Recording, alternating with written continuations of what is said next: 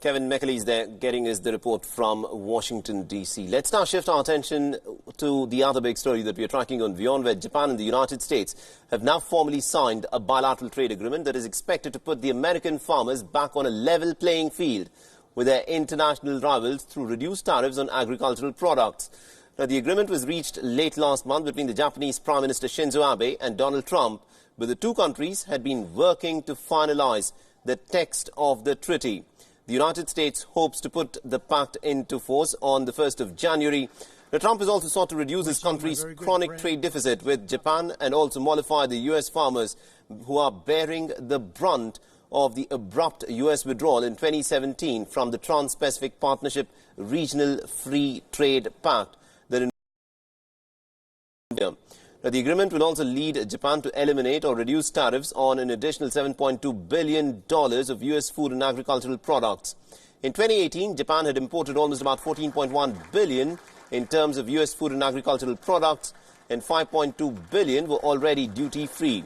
The United States, meanwhile, will keep its 2.5% tariffs on automobiles from Japan, a tax that would have been eliminated had the United States remained in the Trans-Pacific Partnership. Today's signing of the U.S.-Japan trade agreement and U.S.-Japan digital trade agreement builds on these incredible successes to the benefit of both of our nations. And I have to say that while we're here, and because of the fact that we're talking about agriculture, ethanol, and the farmers of Nebraska and Iowa and all of the different places that wanted it, we've come to an agreement, and it's going to be, I guess, a 16 billion barrels, right? Something like that. That's a lot. 16 billion gallons. That's a lot. Say it again. 16 billion gallons. That's a lot. That's a lot of gallons.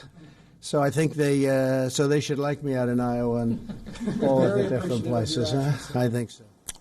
All right, now all eyes will be trained on the Hindon Air Base as India's Air Force celebrates its 87th anniversary, and Air Chief Marshal R.K. Bhaduria will be presiding over a flypast involving the Indian Air Force's transport planes, fighter jets and helicopters in just a few moments from now. Now, with almost about 60 bases across the country, the Indian Air Force is the fourth largest air force in the world. And this, of course, is a landmark day for the IAF. Not only will it demonstrate the giant strides that have been made by the Indian Air Force over the course of the last 70 years, it also comes at a time when India is presently in France to receive the much-awaited Rafale jets, the very first of the Rafale jets, although the jets will, of course, come into India next year. Now, on this special occasion, the Indian Prime Minister Narendra Modi and Defence Minister Rajnath Singh have, of course, taken to Twitter, and they've also expressed gratitude for the services of the Indian Sky Warriors.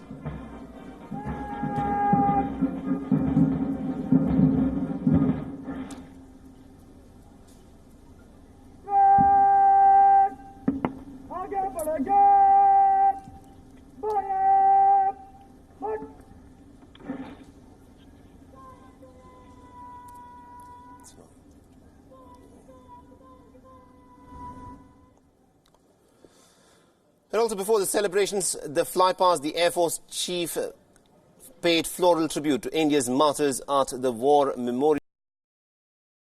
Bipin Rawat and the Naval Chief Admiral Karambir Singh. And also just some time back, various contingents of the Air Force also marched in perfect formation in the presence of Air Chief R.K. Bhaduria.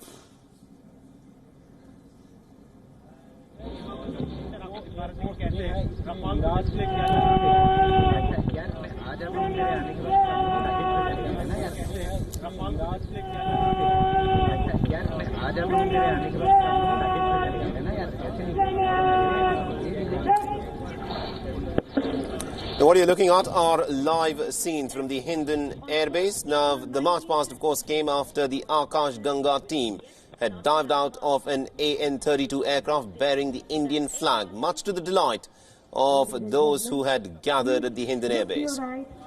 As you can see, three fall parajumpers to form a tricolor stack formation. was led by Wing Commander KBS Samyal with saffron parachute along with MW many milestones.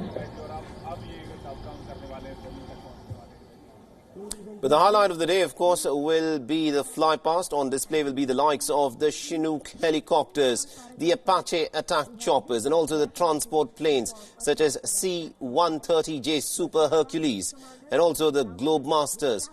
Now, attack jets such as the Jaguar, the MiG-21s, the MiG-29s, and also the indigenously developed Tejas LCA aircrafts will also be taking part in the flypasts. Parajumpers who have linked up their parachutes to form a tricolor.